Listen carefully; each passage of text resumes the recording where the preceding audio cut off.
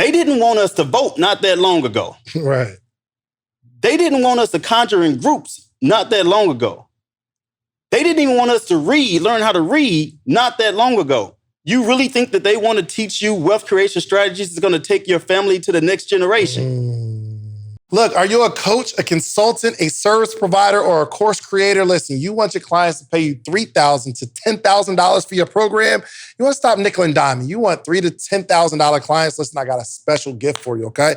This is from my friend, my buddy, and a coach of mine. He helped me make $30,000 in a week. My first time making $30,000 in a week, I had 6 5K clients, okay? He helped me. Listen, it works even if you don't have a big following. As a result, his program has accumulated $250 million in revenue for his clients. Do you want part of that? Listen, it's a personal endorsement from my boy, No Cap. I'll show you the receipts. You get free access. Go to socialproofgift.com or text PROOF to 904-447-5274. All right, let's get into the episode.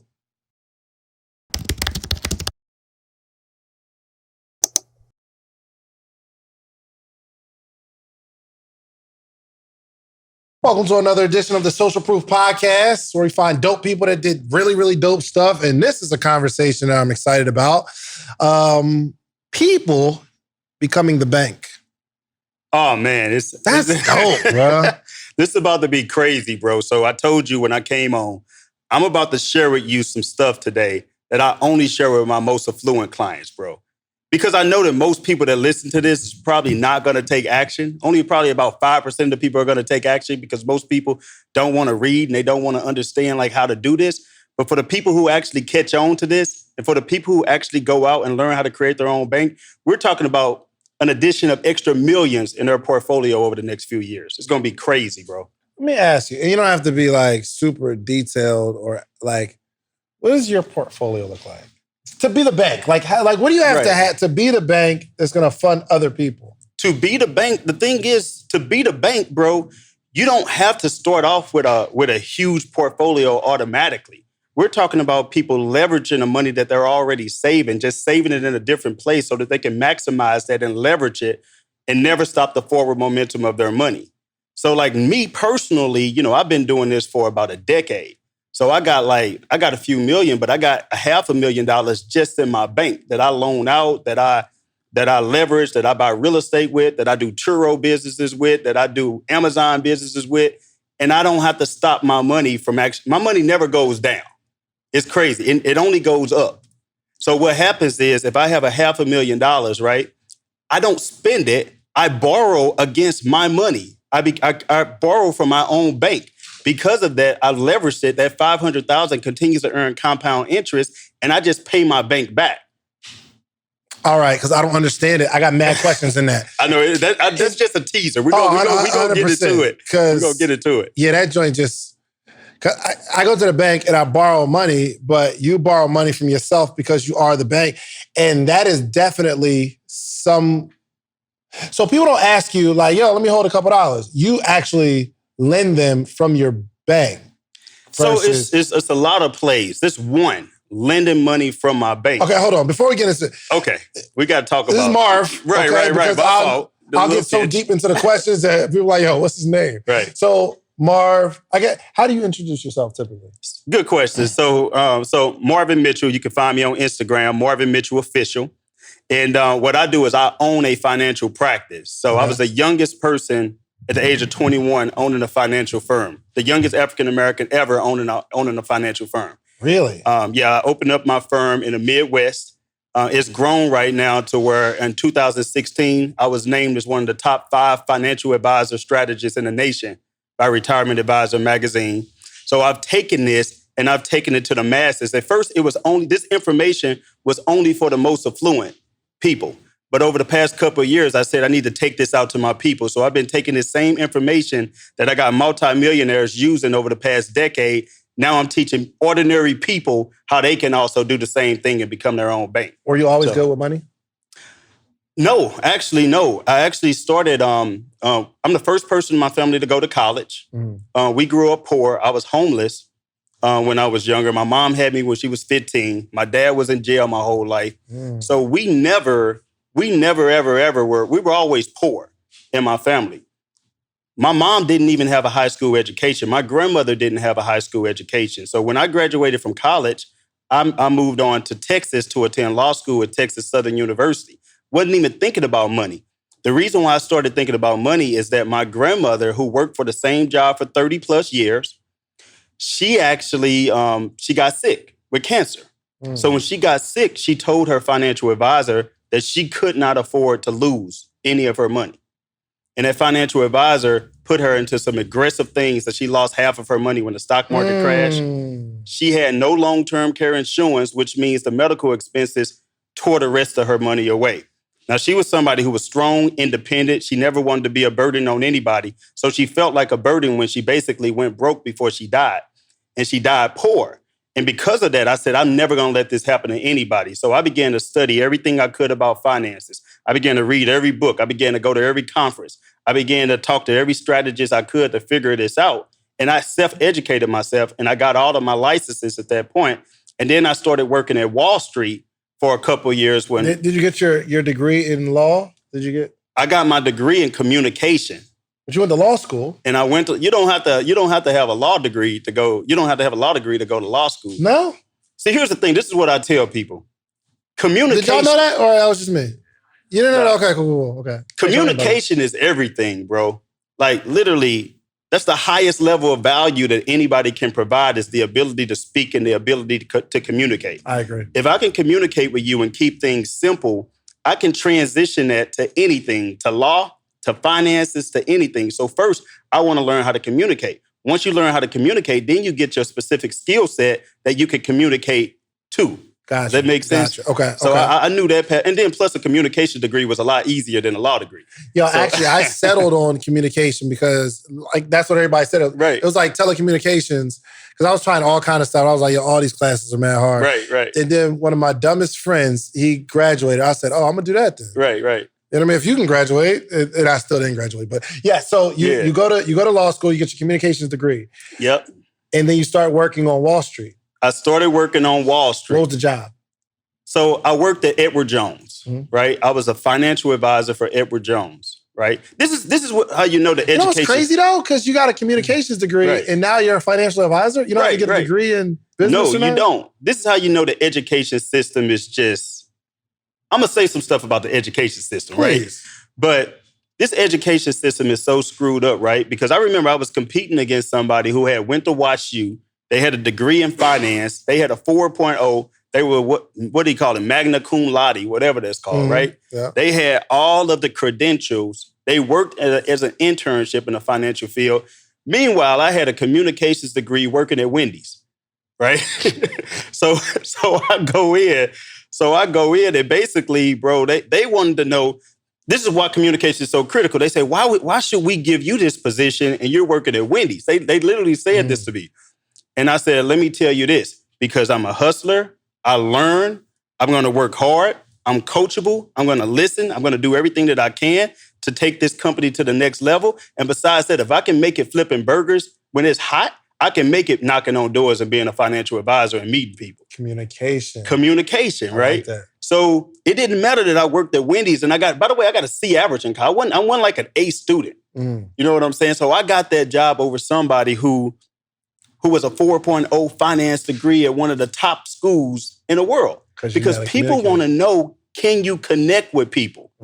Can you resonate with people? I don't care how smart you are, right? So I started at Edward Jones. And I was drinking the Kool-Aid. I was learning a lot. Thought that I would never leave the company because I'm making six figures now. And I grew up from poor. Wendy's to six figures. Just like that, bro. Let me ask you, was that a shock? Like a lifestyle shock?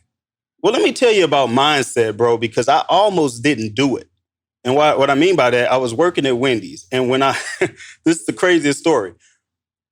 I got the job at Edward Jones.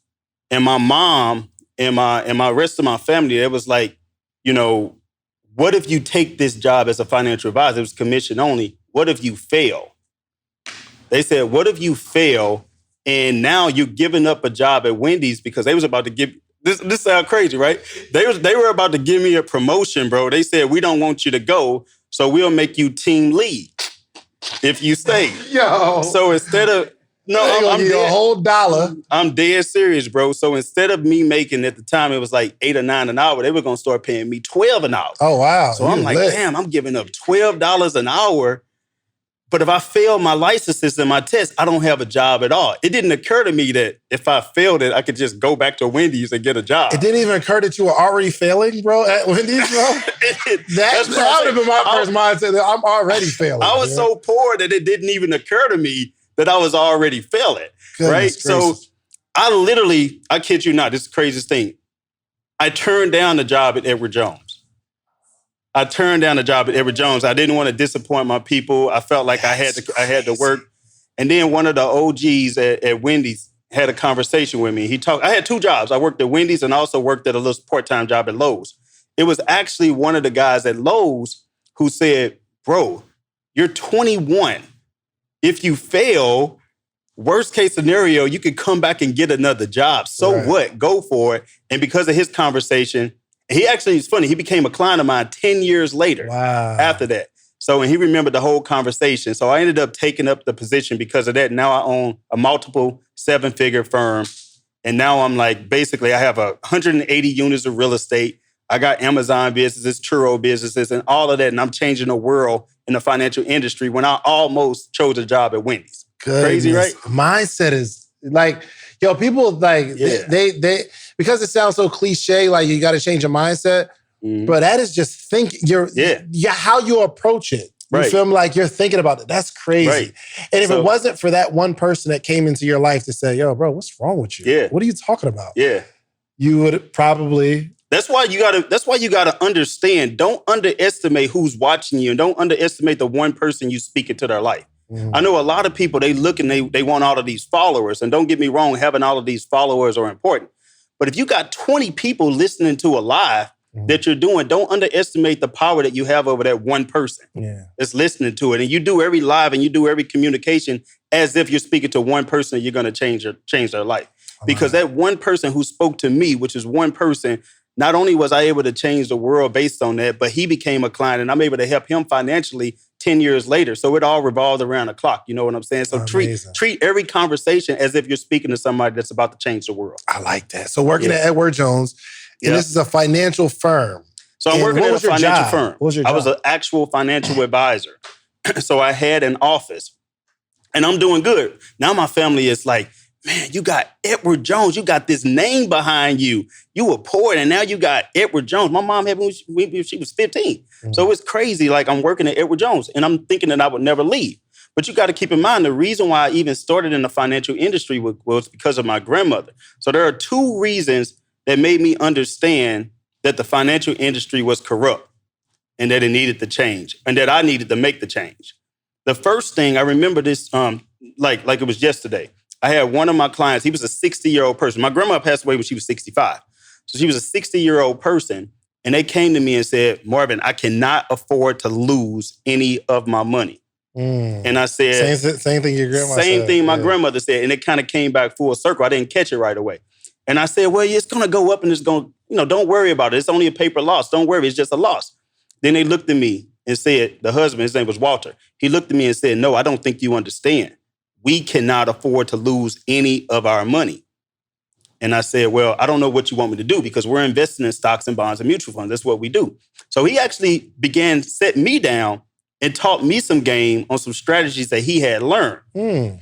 So when This is a 60-year-old man, because he had been reading books and all of this type of stuff. So I went back to one of the general partners because I'm actually in the same city of where the headquarters is. I spoke to one of the general partners. I said, does this exist? They said, yes, these strategies exist, but we don't know. What was the strategy? I'm going to get to that. Okay. I'm going to get to that. So just know that there were some strategies, right? Right. So he said, so I'll pay attention. Make sure that y'all hang in there. We're going to get to these strategies. So I said, does these strategies exist? They said, yes, they do exist, but we don't offer them. I said, well, why don't you offer them? They said 2 reasons. Number 1, it doesn't pay the firm enough revenue. Number 2, they said, we're not about to train 14,000 advisors on things that we don't offer. We want to specialize in these certain things that's going to put people at risk so that we can collect our management fees. So they were very honest with me. But at the same time, I realized that I was doing the exact same thing to some of my clients that person was doing to my grandmother years ago. And it was a conviction, right? It was a conviction because I was like, I can't continue to give advice that's contrary to why I even started in the business. 100%. So I left. And when I left, bro, I didn't even have a plan. I left just out of straight conviction. Everybody thought I was, now imagine they thought I was crazy that I left Wendy's. Now imagine how crazy they thought I was that I left a 6-figure job at Edward Jones. Mm-hmm. They thought that I was really crazy. Nobody said it was a good idea. But I did. What did you leave for? Like, what was I understand the morality, but like, did you leave and say, I'm gonna start my own firm? Or you're like, yo, I just can't do this to people and I'm out? Both. I always wanted to start my own firm, but that kind of pushed me to it. And I didn't have a plan. It's not like I had my own firm mapped out at the time. I said, I'm gonna leave and I'm gonna figure this out. So I'm gonna commit first and I'm gonna figure out the rest later. I like that. Is basically what I said. Because let me tell you the story that led to the breaking point. Hold on, did y'all catch the bar? I'm going to commit first and figure out the rest later. You gotta commit first and figure out the rest later, bro. So what I did, this is what happened. So it was a 45-year-old who came into my office. He had just lost his job. And he said that it's a blessing that I lost my job because now I'm going to be able to do what I always dreamed of. It's a blessing in disguise. I'm going to be able to start my own business. So I said, okay, well, let's talk about that. How are we going to do this? Let's talk about how we're going to do this. He said, well, I got a couple of ideas. He said, well, first idea, I was thinking about taking money from my 401k. And I said, okay, well, if we take money from your 401k, the system don't have you set up. It have you set up to work until you're 60. So real quick, so 401k, I think I understand it. Well, I don't understand it. Right. But I just know people who have jobs have it and there's money in it. I never had a job like that. Like, so a 401k is where the system, and I'm going to talk about the system in a minute, but the system wants you to save in the 401k so you can defer your money, not pay any taxes, and then you take the money out once you can, 59.5. If you take it out before then, you get penalized. So it's something that, do jobs put money in the 401k or they can. So they can. You're putting your own money in the 401k, but some jobs offer like a match, which they'll match up to like, let's say 6%. I see. Okay. Or something like that. So that's the benefit of it. Y'all got 401ks? I got 401ks. People got 401ks? Okay. All right. So he said, I want to take the money out of my 401k. I said, well, bro, if you do that, if you take the money out of your 401k, not only are they going to tax the mess out of you like 35%, but they're also going to charge you a 10% penalty because you're not old enough to do it yet, because they're controlling your money still. So that's 45% before you even get it. God, so he said, okay, well, can I borrow against the 401k? I said, no, because you're not at the job anymore. Once you leave the job, you can't borrow against the 401k. Plus, you want to be careful about borrowing from the 401k anyway, because if you do, they're going to penalize you.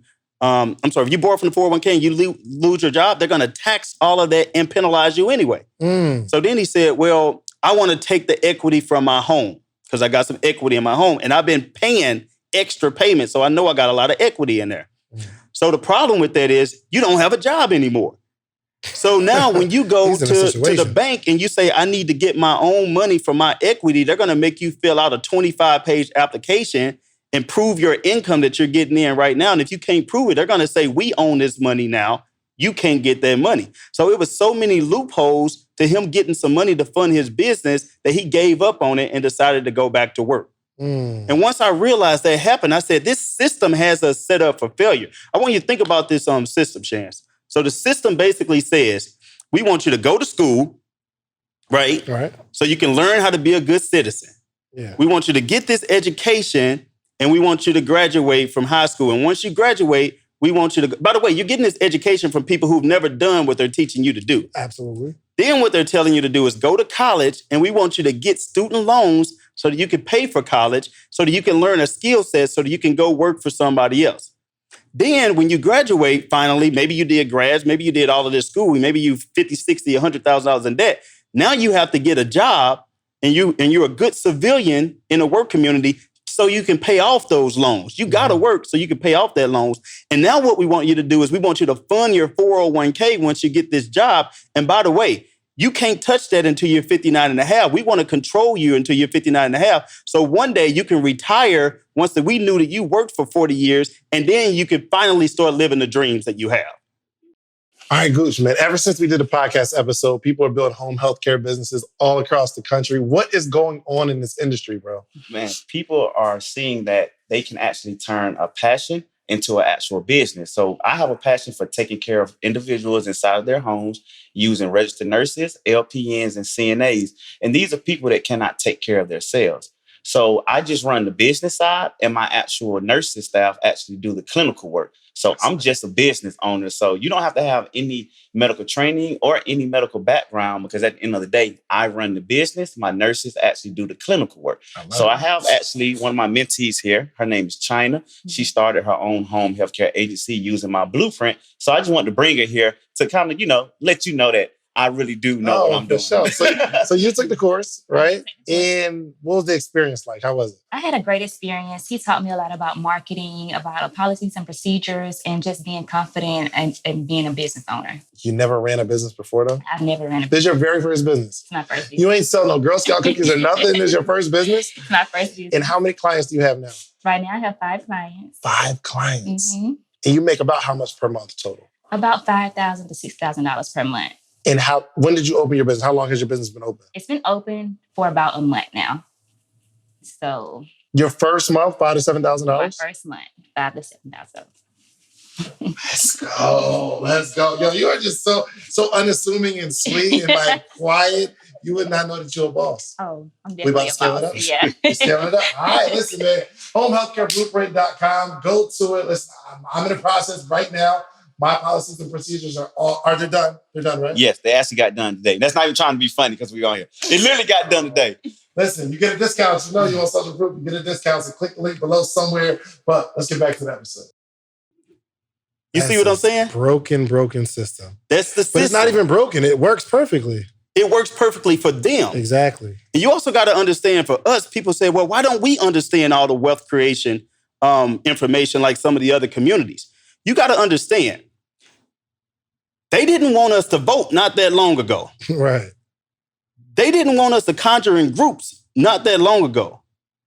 They didn't even want us to learn how to read not that long ago. You really think that they want to teach you wealth creation strategies that's going to take your family to the next generation?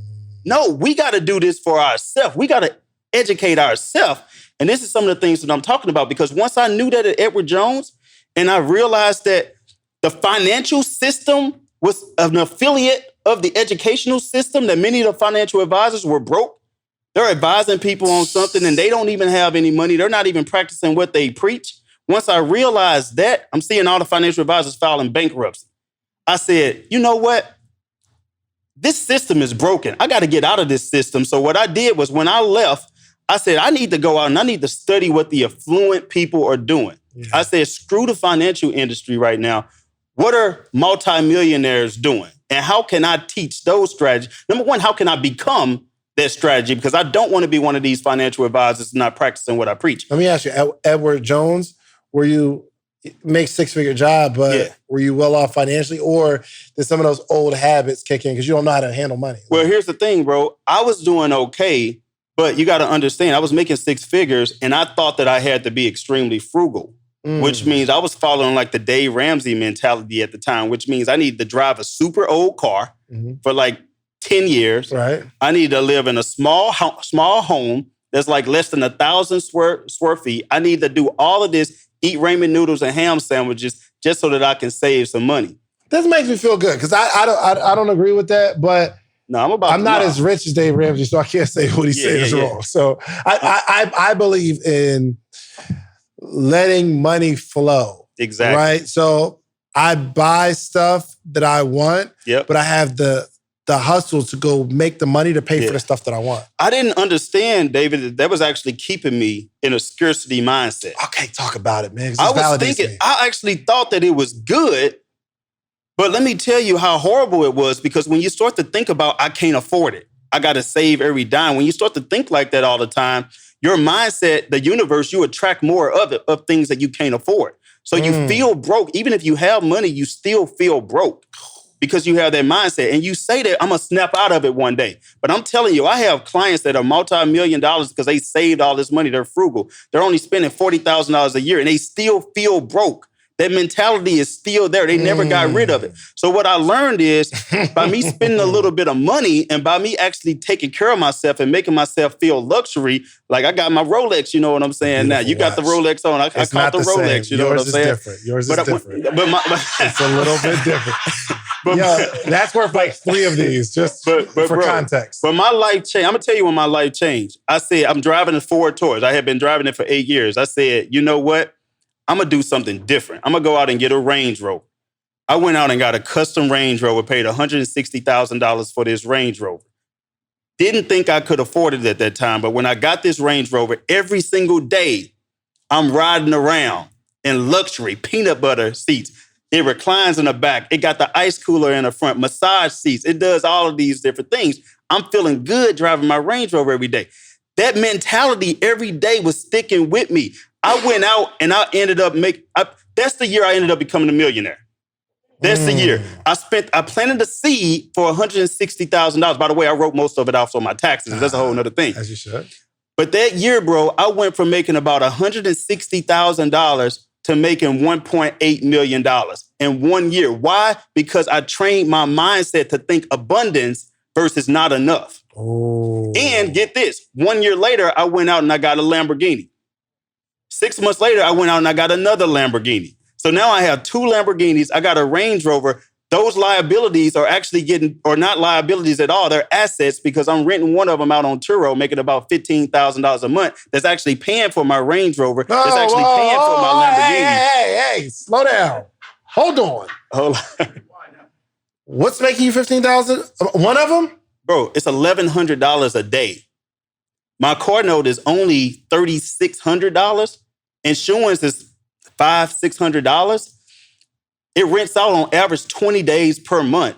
You do the math on that, it's $20,000. I'm paying about $5,000 to $6,000 to my broker, so I'm totally hands off. They have the car in Miami. I barely ever see the Lamborghini. You know what I'm saying? It's making $15,000. So when I got my first Lamborghini, get this, that was the plan. I got my first Lamborghini, and the plan was actually to rent this out. But then I called it the Green Goblin. I got this Green Goblin, and I'm rolling around in it. I was like, there's no way I'm about to rent this out. This is mine. This is staying with me. So I'm like, I'm going to get another one so I can pay for this one. So again, it's a mindset thing, I'm going bro. to get a Lamborghini. I'm going to get one. It's a mindset thing. Hold on. Okay. So we ain't even talking about creating your own bank yet. We're going to get there. I'm stuck on the shiny stuff right now. Right. You have the Lamborghini and you found a broker. Where do you live? I live in St. Louis, Missouri. I'm trying to move to Atlanta. That's my goal. So you bought, come on. We need you here. Yeah. The Lamborghini, you have a broker in Miami. Right. And they rent out the car. Right. It makes about $20,000 a month. Right. Minimum, yeah. Minimum. And you bought the first one. I'm paying him 30%. And they make 30%. To keep it in his warehouse. Yeah. And they already have their clientele built up and all that kind of stuff. They're always renting out. I'm not doing anything. I'm just collecting the check. But you only got that car so that you can drive your other Lamborghini and your Range Rover for free and surplus. Yeah, because here's the thing, man. When I first got my Lamborghini, again, it was to rent it out. But then, I noticed that, I got this Lamborghini, but my inbox is popping right now. This mentorship I've been trying to promote because you're single is popping or? No, not popping like that. I thought it was like, I got a lamp on that. They on me. No. I'm not talking about that. I'm talking about what I'm talking about was popping, bro. Is I had a mentorship that I was offering. I had started it 2 months before then. I had got 6 people signed up for that mentorship. That mentorship's $5,000. $5,000. I had 6 people signed up for it. That's it. I got the Lamborghini, bro. In my inbox, 28 people that day said, I'm ready for the mentorship. I'm ready for the mentorship. Do the math on that. What's 28,000 times 5,000? I paid for half the Lamborghini in 1 day. After that, I was like, there's no way I'm getting rid of this Lamborghini. Let me give me another Lamborghini. This is mine. People look at you different, bro. They look at you different. People feel comfortable spending money with people who have money. Exactly. And the thing is, I'm thinking to myself, I got a custom Range Rover. I paid $160,000 for this custom Range Rover. Different though. That was my dream car. I never even thought about a Lamb until I got around y'all Atlanta people. but I'm telling you, that was my dream car, bro. But the Lamb is different. The Lamb is different. Do I need a Lamborghini, you think? You got to have a Lamborghini, bro. You got to have not only that, bro, the first week that I got the Lamborghini, I got invited to this Lamborghini club. President of the Lamborghini Club of my state of Missouri invited me to it. I'm talking about surgeons, doctors, business owners. These people this mansion, I got access to all of these people. So it's so much more than just having a Lamborghini. So what does a Lamborghini in my mind symbolizes? It symbolizes hope. And I'm promoting Lamborghini. I'm not getting any affiliate. I need to be getting some kind of affiliate for this. But get this. This is when I knew I needed to keep. This is another reason why I knew I need to keep my Lamborghini. I'm driving. I'm pulled up for some gas. That's a whole nother story. I ran out of gas 2 times in a week because I didn't realize how that mug can eat some gas. Right? I left a mansion party on the highway, ran out of gas on the side of the road. It was embarrassing as hell. But so I'm at the gas station. And this guy, he comes out of a truck. He had just got here from Africa, he said. He was from, he was from Haiti. So he got here from Haiti. And he says, bro, do you mind if I take a picture with your Lamborghini? I said, yeah, go ahead, man. Take a picture. Want me to take the picture for you? So I'm taking a picture for him. And then I said, bro, go ahead. Sit in. Have a seat. Sit in. He said, okay, fine. He said, I'm going to sit in. He said, I can sit in it for real? I said, yeah, go ahead, sit in it. So he sit in it. I said, rev it up. I'm letting him rev it up, recording him the whole time. I'd have stole your car. He could have. He could have. But get this. Dude starts crying, bro. He starts crying. And I'm like, what's wrong, bro? What you crying for? He was just like, I just never imagined that I would be able to just sit in a Lamborghini and rev it up. Like, this is my dream. This is my hope. And it's like, when that happened, it's like, man, this is a symbol of hope for people. People tell me all the time that I never thought of myself as somebody who can have a Lamborghini, but you're a normal person. I feel like I can now. You know what I'm saying? So that symbol of hope, man, that really, really got to me, man, because I'm inspiring a lot of people. Somebody that grew up poor, homeless, daddy in jail my whole life, never around, got a business, got a Lamborghini. If I can do it, literally, I came from the hood. If I can do it, anybody can do it, bro. All right. Anybody can do it. Now we got to get into how to get this Lamborghini, because I think I'm just now, and shouts out to Lauren. She's, I got a CFO. Yeah. And she, for one, my books were all over the place. Yeah. Okay. I mean, I'm not afraid to say it, but all over the place. I didn't know what was going on. I know how to make money. Yeah. And I know how to keep money. But in terms of like growing the money that I have and having it structured and streamlined, because what I didn't realize is that organization can help grow your money. Bro, how would you like being to know? Organized. How would you like to know how I actually paid for this Lamborghini with none of my own money? Nothing down. Also, how I also got 180 units of real estate doing the exact same thing. Amazon business is doing the exact same thing. Like, that's what I want to make sure you know. Like, I don't want you to go out and get a Lamborghini and spend all of your cash. Good, because I was about to go get one. Good, thank you. I'm glad you said that, because I was like, in my head, I'm like, oh crap! Now I have a justification. It's going to help me make more. Oh yeah, let's go. No, we got to break some stuff down. I'm gonna teach you some secrets of the ultra wealthy, bro. Let's go. Let's start with this. Is what I wanted to talk about. That I literally have never released this information to a crowd like we're about to do today. I literally only keep it to my most affluent people. So I'm about to go ahead and drop the game. Let's go. All right. So I'm going to talk about 3 different types of people when it comes to money. The 3 different types of people are your savers. Let me go back. You got your debtors. Then you have your savers. Okay. And then you have your wealth creators. Those are 3 different types of people when it comes to money. And the mindset is different for each one. The debtors are the one that's always in debt. You got it, right? The debtor is always... Debtors we got in the room? Yeah, you gonna raise your hand, huh? Right? Nobody gonna release themselves to debtors. But you know what I'm talking about. They're in the rat race. These are the people that Dave Ramsey speak to, Susie Orman speak to. They're speaking to the debtor because they're saying your goal should be to be debt-free, to not use debt, just be completely debt-free, etc. So my question to you is, this is my problem with that. If your only goal is to become debt-free, if you think about it, your only goal is to be at 0. There are homeless people on the street right now with no debt that's in a better financial situation than you. That's a fact. That have already achieved your goal, but they're not living like you're living. So your goal shouldn't be just to survive. Your goal needs to be, how can I thrive and how can I become a wealth creator? We're not looking to survive.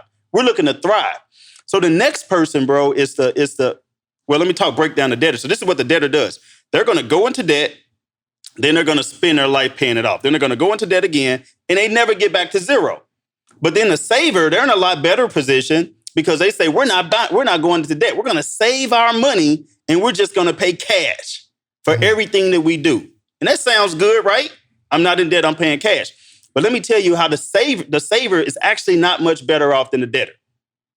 Talk to me, because I got flamed the other day. I told people that if they use a bank issued debit card, you're it just shows financial irresponsibility. And it was probably all broke people. Like they was going at me like, what do you mean? No, I'm like, what? These were the debtors, bro. These were the debtors. So here's what you do. The saver, they spend some years saving cash. Let's say you save up $100,000. Mm-hmm. Then they want to go out and buy a car, buy a depreciating asset. They pay 40, 50 grand for the car. And now they got to spend some years building that back up, and then they pay cash again. So their cycle is up and down, up and down, up and down. The problem with that is they keep interrupting the forward momentum of their money. It can't continue to go up if it's constantly going up and down and up and down. This is a key principle. You finance everything that you buy, whether you know it or not. Even if you're a saver, you're financing everything that you buy. Why? Because either you're going to an institution and you're paying somebody else interest, or you're spending your own cash and you're losing the interest that you could have earned had you not spent your own cash. Say it one more time. Either you're going to a financial institution and paying them 5%, 6% interest, like a debtor, or you're spending your cash and you're giving up opportunity costs, which is the opportunity to make the 5 or 6% had you not spent it. So if you kept that $100,000 and you were earning 5 to 6%, you would have made the same amount of money that you would have paid the financer.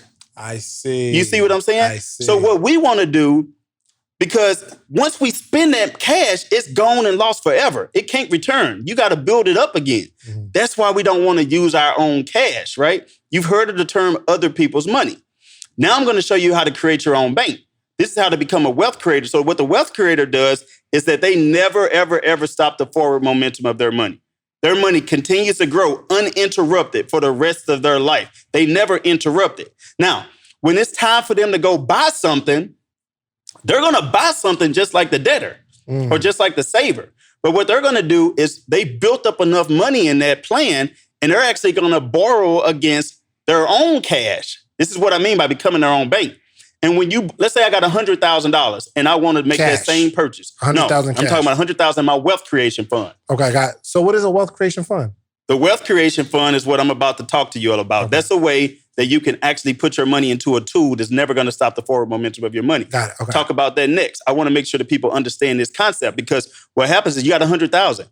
If you borrow $50,000 against your $100,000, you haven't spent that $100,000. The $50,000 that you borrowed is completely tax-free. That $100,000 is still growing as if you never touched it because you use your $100,000 as leverage. And let me ask you, is this a concept of life insurance? It's going to be, but not just any life insurance. I want to break that down because many people, when you think of life insurance, they end up going to all of their brokers and say, hey, I heard that you could do this with life insurance. Can you help me? 95% of agents that deal in life insurance don't really understand this. It's a special way that you have to fund it. It can't be ordinary life insurance. So that wealth creation fund is going to allow you to borrow against it. It continues to compound. It continues to keep growing, and you can pay yourself back.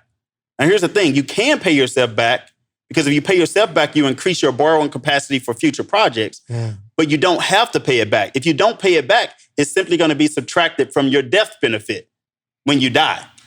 Oh, okay. That makes sense. So you never have to pay it off. So get this.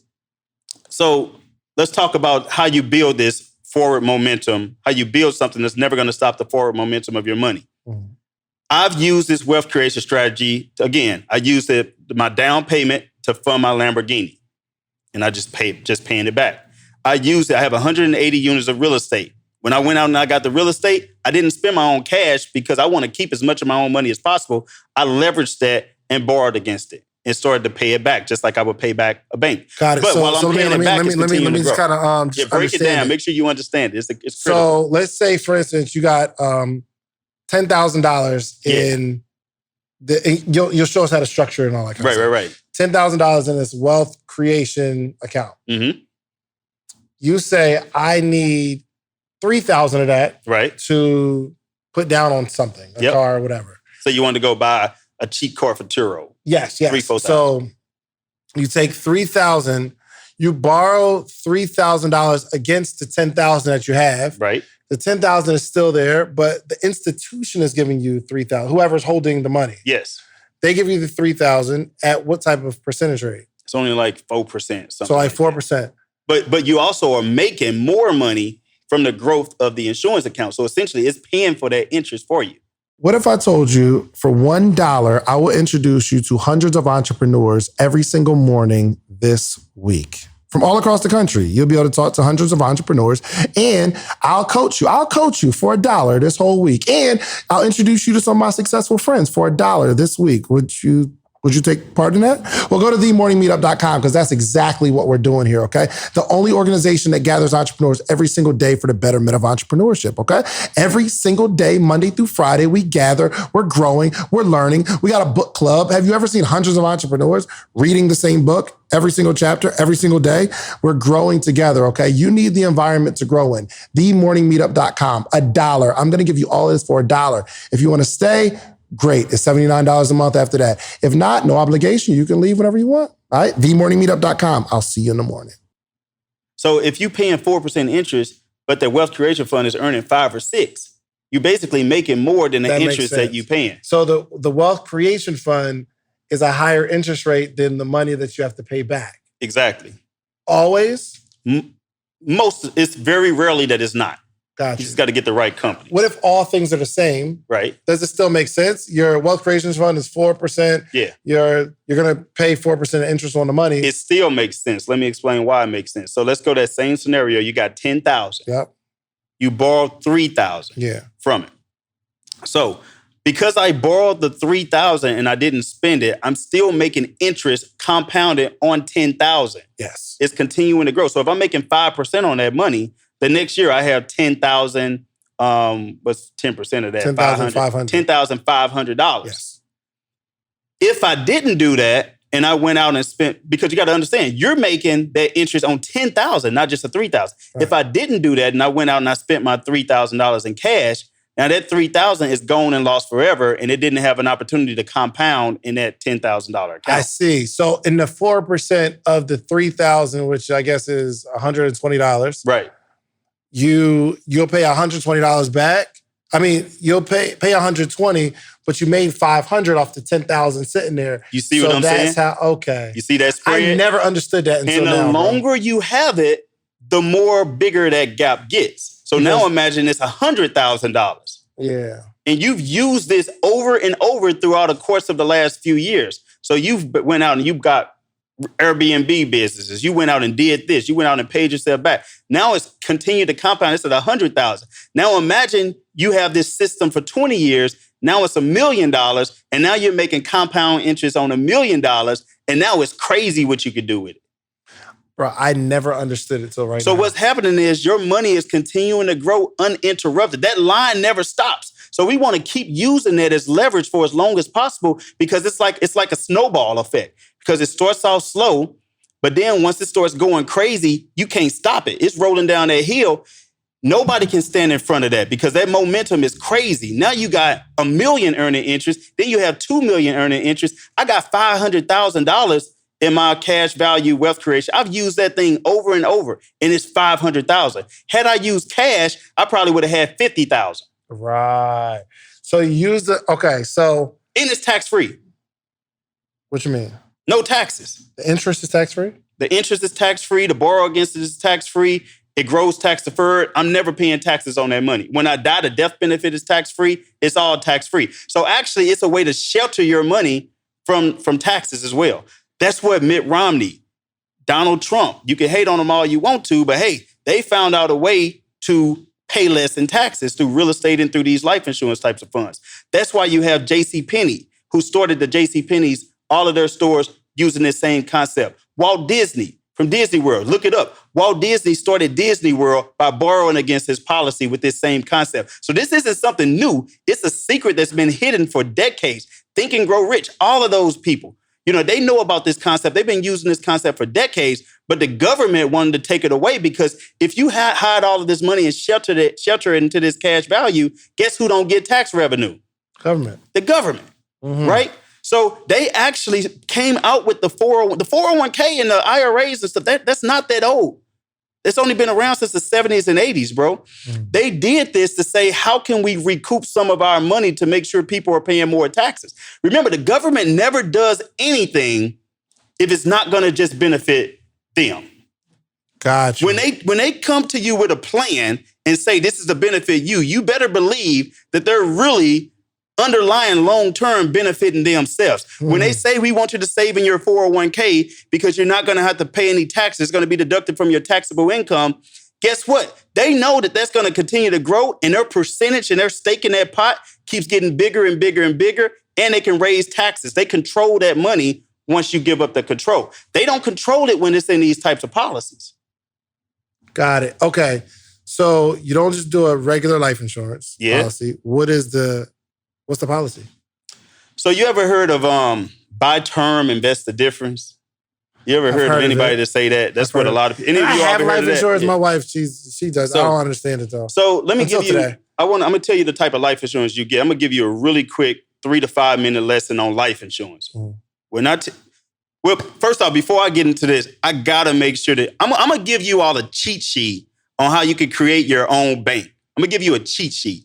So on that cheat sheet, bro, it's called the banker's cheat. Nah, let me make sure. I want to make sure I'm giving you the right information. I don't want to give you the wrong link, bro. I Because gotta this make is sure. this is such a valuable conversation. It's so many things that we just don't know about money. And when I was telling people, There we you go. just gotta spend money, it Yeah. was just me off of experience, and I couldn't explain it. the way you TheBankersChecklist.com. Hold on, let me see. The THE BankersChecklist.com.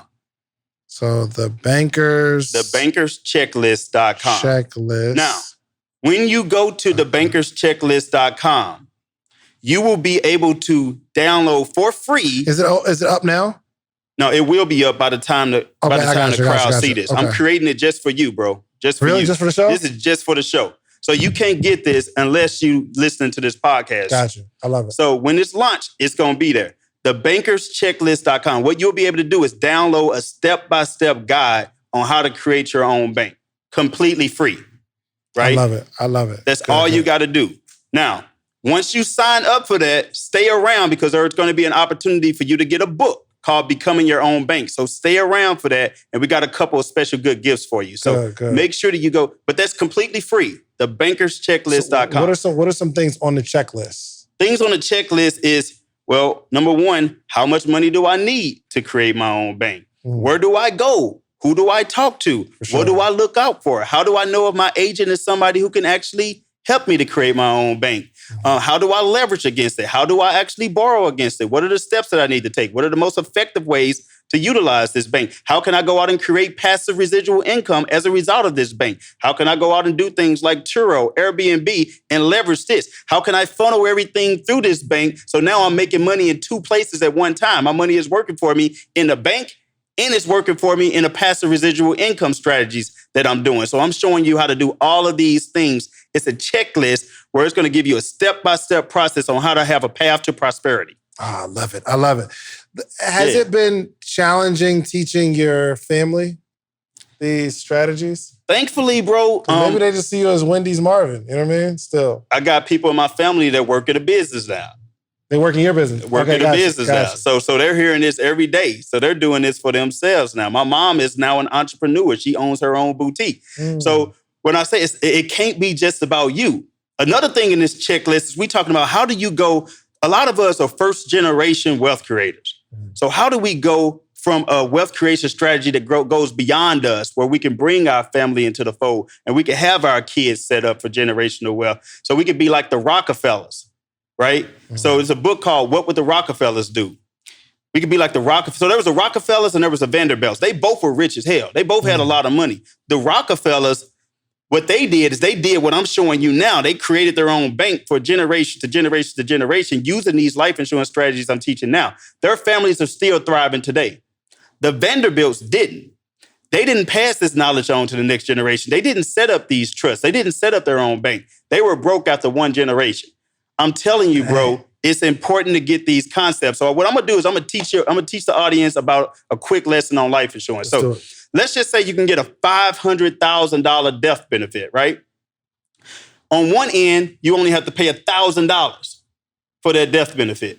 On the other hand, you have to pay $10,000 a year for that same death benefit. Explain the death benefit. I don't understand. Death benefit means when you die, it gets paid off to whoever's left. So let's say you got a $500,000 death benefit, and you die, and now that $500,000 goes to your family tax-free. Okay. So that's what life insurance is. When many people think about life insurance, that's what you think about. You think about when I die, they're going to get some money. Yeah, it's such a tough concept to understand because, like, for it to work, I got to die. You know what I mean? So I'm like, exactly. It doesn't work unless I die. Exactly. You know what I mean? I don't like that, bro. Exactly. That's what we're teaching you today. We're going to stop making your life insurance about a death benefit, and we're about to make it a life benefit. After all, it's called life insurance, not death insurance. So how can we make it work for your life? And this is what I'm about to teach you. How can you hack into the life insurance system in a legal and ethical way, not pay taxes, and never stop the forward momentum of your money? Talk to me So more. you got the $1,000, you got the $10,000. So most people would say, well, I prefer to do the $1,000. It's cheaper. Now, when you do the $1,000, what you're doing is you're buying. Actually, $1,000, is that a month or is I'm talking about a year. A year. Okay. And I'm just making these numbers up. Right? So don't say I got to get out. You're saying $1,000 a year versus $10,000 a year. Okay. So just keep the concept alive, not the specific. So $1,000, you're buying term insurance. What term insurance means is temporary insurance, which means that it actually goes away after a certain amount of time. So if I get a 10-year term insurance, there are no other benefits other than when I die, my heirs are going to get that money. Okay. And I have to die within that 10-year period, because if I don't die and I still live after that 10-year period, there's no more life insurance. And if I die, they get nothing. So it's temporary insurance, right? The problem with that is if I got 20-year temporary insurance and then it's over and then I die, they have no benefit, right? Right. You just paid all this money for no reason. It's temporary. Most people think that the insurance companies make more money on permanent insurance, but it's not true. 99% of people are never paid out a term life insurance policy because it expires. 99%. Insurance companies only pay out 1% of term life insurance. They're keeping that money. It either expired or they canceled the term policy. So the insurance companies are getting rich. Now, whole life, they're not getting as rich because you think about it, that means they're guaranteeing that when you die, no matter how old you are, they have to pay the death benefit to the heirs. So when you're paying $1,000, you're paying for term. When you pay the $10,000, you're paying for whole life. You say, well, I don't want to spend $10,000. I don't care if it's whole life. If I'm spending $10,000, the benefits had better be good, right? Well, let's talk about some of the benefits. Tax-deferred growth. That money is sheltered from creditors. Nobody can sue you or come after that money. It grows tax-free, and you can borrow against it completely tax-free. You can use it as collateral. You could get disability attached to it, which means if you leave your business or your job, it could cover you for disability. Long-term care. My grandmother didn't have long-term care. Had she did this, it would have covered her long-term care so she didn't run out of money. Compound interest. You could borrow against it to do other projects. You know what I'm saying? And put the money back in. So we'll use this as a tool. This is not an investment. This is a tool. I call it the wealth creation fund, right? It's the wealth creation fund because this tool allows you the foundation to now go out and create wealth. So this is what this is what you're doing. Now, in the past, you can say, well, if this is all tax-free, why can't I just dump all of my money into this? No. Why? Because the government put restrictions on it when they came out with the 401k. Other than that, people wouldn't put money into the 401k. What they said is if you dump all of your money into it in 1 year, we're going to tax this. It's going to now be a part of our system. So we're going to tax it the same way that we tax the 401k. We're going to penalize it the same way that we penalize the 401k. We're going to tax and penalize the IRA. This the same way that we penalize and tax the IRA. So what we have to do, we have to meet what's called a MEC rule. MEC means Modified Endowment Contract. All that means is that we now have to follow certain rules to make this tax-free, which means that we have to fund this thing for at least 5 years so that it won't be a taxable event, right? So that you can borrow against the tax-free. So what we want to do, instead of trying to get the lowest death benefit, the lowest premium for the highest death benefit, we want to flip that around because it's now about our living benefits. We want the lowest death benefit for the highest amount of premium. So Well, that the way, more lowest- of the lowest death benefit for the highest. highest amount of premium. So more of that money actually goes into the cash value. So now that you've hacked the system and now you have tax-free money that you never have to report, even if you send your kids to college, you never have to report that, which means they might be able to get more scholarships and financial aid. This is completely hidden. Rule 7702 is in the IRS code. You can actually read this. This is actually hidden from the government now, legally and ethically. Really? Absolutely. So this is what I'm talking about when I say, if you know the game. Let me ask you a question, David. The first time you played tic-tac-toe, Mhm. who won? You or the person that showed it to you? The person showed it to me. Why? Because they understood the rules of the game, Yeah. right? 100%. You didn't understand the rules of the game. Once you understand the rules of the game and you understand what most people that are wealthy know that you don't know, you can play the same game and you can win. Yeah. Or at least you can 100%. win some of the times, right? Mm. If what you thought to be true about money turned out not to be true, when would you want to know about it? Immediately. You would want to know about it immediately. So what I'm telling you is a hack, a system that you can actually take advantage of, create your own bank, have tax-free momentum, become a wealth creator, create generational wealth, never stop the forward momentum of your money, have uninterrupted compound interest for the rest of your life, tax-free. So what I am offering it for people who do want to build their own bank, they say, you know what, I just want to skip. I'm ready to build my own bank. How do we get in touch with your office? How do we do this, right? How do we just say, how can I get on your calendar and your team's calendar? Because I'm ready to create my own bank. All you have to do is go to wealthcreationcall.com. Okay. That's wealthcreationcall.com. You can actually get on our calendar for a 15-minute strategy session. We'll show you how to do it, how to create your own bank. That's wealthcreationcall.com so that you can start, playing the game the same way they 100%. playing the game. Dang. Who taught you this? Bro, a lot of books, bro. A lot of books, going out, finding out what wealthy individuals are doing. I wanted to find, not just, when I say wealthy, I want you to understand there's a difference between being rich and being wealthy, right? I don't agree, Marv. Okay. That's your opinion. I know, I'm just but playing. let me explain. Okay. You might have your own definition. Let me explain my definition. Okay, right? I got you. So this is the difference between being rich and being wealthy. When you're rich, you might be first generation rich, but you're not setting yourself up and positioning that money to last for generation to generation to generation. When you're wealthy, you have money now and you position it. You got all the trust. You got everything set up. You got everything outlined. You got everything created. You got your kids' mindset right so that you can pass this from generation to generation to generation. I don't want to be like a football player where 65% of them get these $1 million contracts and then they end up broke 5 years later. Exactly. I don't want to be like somebody who won a lottery and they became rich and got $2 million and within 5 years are declaring bankruptcy because their mind isn't right. I want to be like the Rockefellers where that money continues to flow from generation to generation to generation. That's what I call wealth. Let me ask you this question too. First off, we can clap for that. That's good. I like that. Appreciate it, yeah. I gotta ask your perspective on this Uh-huh. because sometimes I'll be talking on Right. Instagram. But 80% of all millionaires are self-made. Yeah, You have kids? I do. I got a 3-year-old. 8-year-old. So I don't want to leave my kids any money. Okay. Because it kills their chances for becoming successul. Because they don't have to go through it and learn. And obviously, not even necessarily. I feel like we want to give our kids a head start. Right. My question for you is: do we prepare the way for the child? Meaning, we give the child what they need to succeed, or no? Do we prepare the way for the child, or do we prepare the child for the way? Meaning, arming the child to go through, they have to go through this stuff. My answer is both. And let me explain. So you prepare the way for the child, but you also prepare the child for the way. So what I mean by that, so the Bible says a good man leaves an inheritance to his children's children. Mm-hmm. So first off, we know that we're supposed to biblically, whether what you believe or whatever, we're supposed to pave a way. Now, with that being said, we will be setting them up for failure and disaster if we prepared a way and they wasn't ready for that way. It could destroy them, like you said. I 100% agree with that. That's why what I teach people to do, when I teach them to create their own bank, after you create your own bank, I believe in creating a trust, right?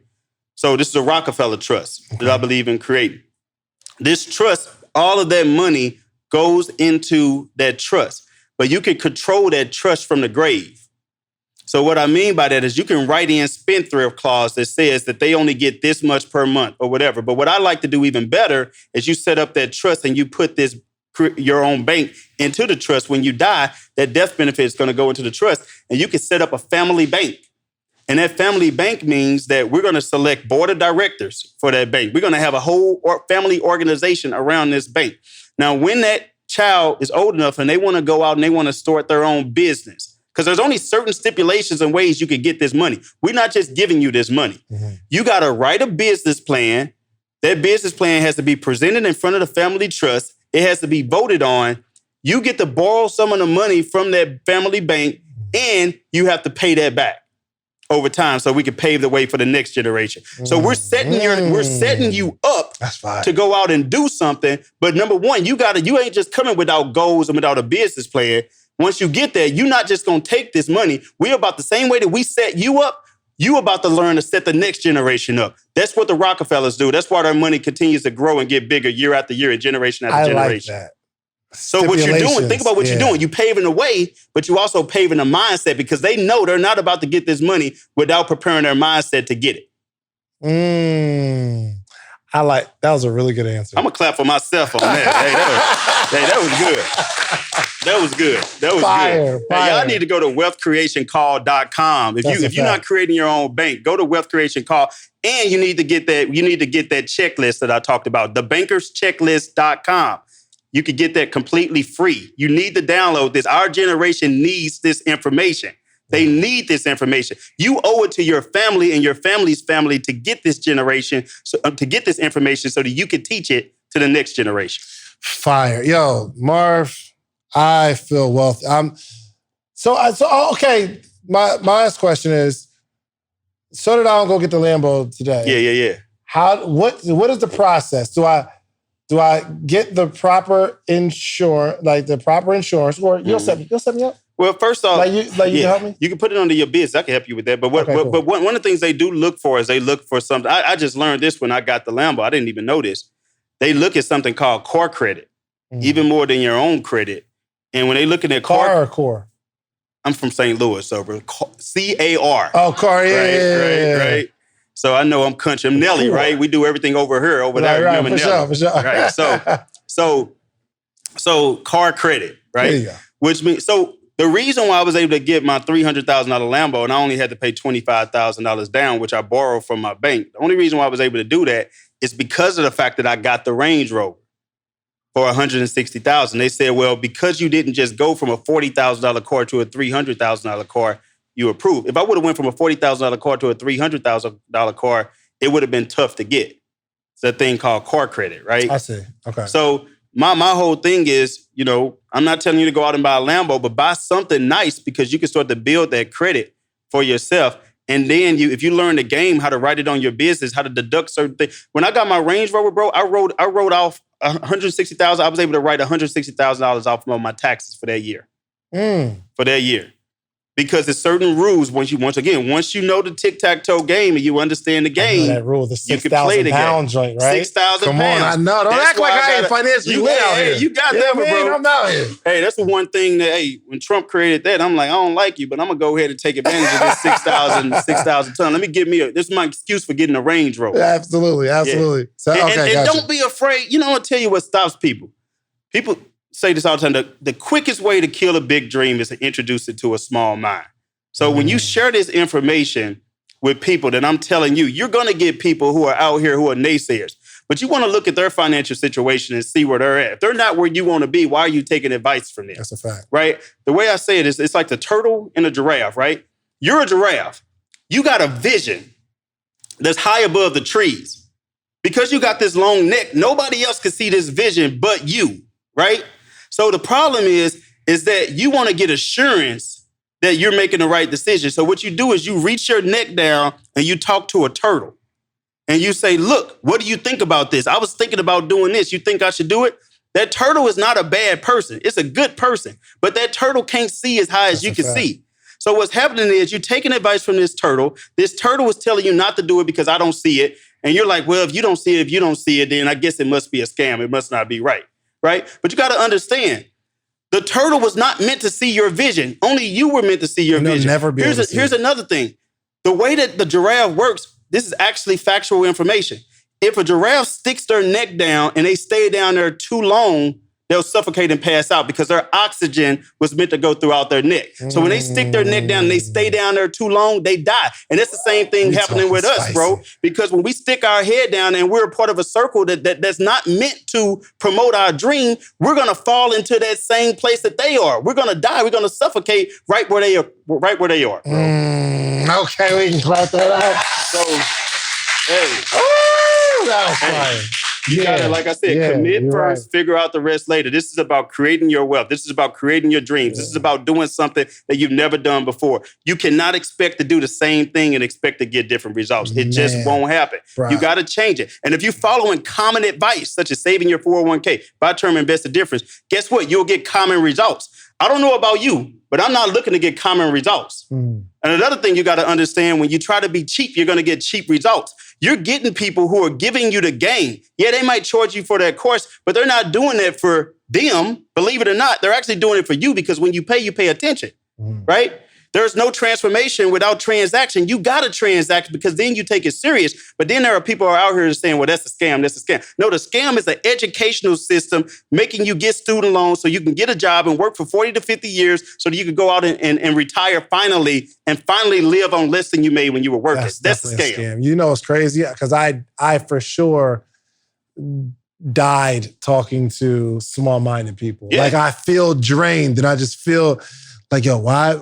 For one, why am I talking to you? But two, right. I leave the conversation less assured of the idea that I had. That they don't even have the idea. They don't have the capacity to do it, and they're coming from such a narrow mind. Look, man, I got to do a quick commercial real quick. I need you to close out with something super strong, okay? Right. Even though you've been closing out with something strong all episode. But you want to do the commercial? Yeah, I got to pay some bills real quick. All right, go ahead. Paying bills by myself. This episode is sponsored by The Morning Meetup. TheMorningMeetup.com, the only organization that gathers every single day for the betterment of entrepreneurs. You're familiar with Morning Meetup? I am, bro. Every of course day, I'm subscribing, bro. It's 400 plus people on the call. That's crazy. Every single morning, Monday through Friday.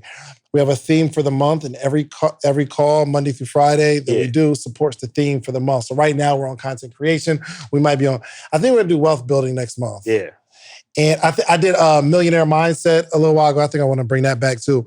All millionaires, brought them on. I've been watching you. What you're doing is crazy, It's bro. amazing, You basically, that information is so low cost, bro. I don't even know why you won't raise your price. But what's happening, bro, is it's literally helping me to change my mindset. Yeah. Some of the things, the people, the guests that you bringing on and stuff has been crazy, bro. It's nuts, man. I be trying to tell them, man, join the Morning Meetup. Just got to go to TheMorningMeetup.com. Yeah. And the only difference standing between them and success is $1. Yeah. That's crazy. Invest $1. Check it out. See if you like it. Okay. That's all right. crazy. So go to TheMorningMeetup.com. But Marv, thank you so much for coming, man. This was very enlightening. Absolutely. I was just kind of thinking through like my own financial strategy, and I'm like, there's so much that I don't know. Yeah. And I learned a lot today, but how much do I not know even after I learned it today? And we only scratched the surface, bro, because we didn't even talk about the different types of wealth creation policies, man. You know what? What we're going to do? Hold that. We ain't going to do it now. Because we might, so we got a Patreon group. Yeah. And it's kind of like behind, so everybody can watch it. Like it's going to have 100,000 views or whatever. But there's a Patreon group that gets like the behind the scenes. So I want you to talk about that. We're going to spend an extra 10 minutes after we close this out. Okay. And we're going to talk to our Patreon family. You cool with that? I'm cool with this. So what y'all need to do, I gave you 2 things that you could do, 2 actions that you could take today. Mm-hmm.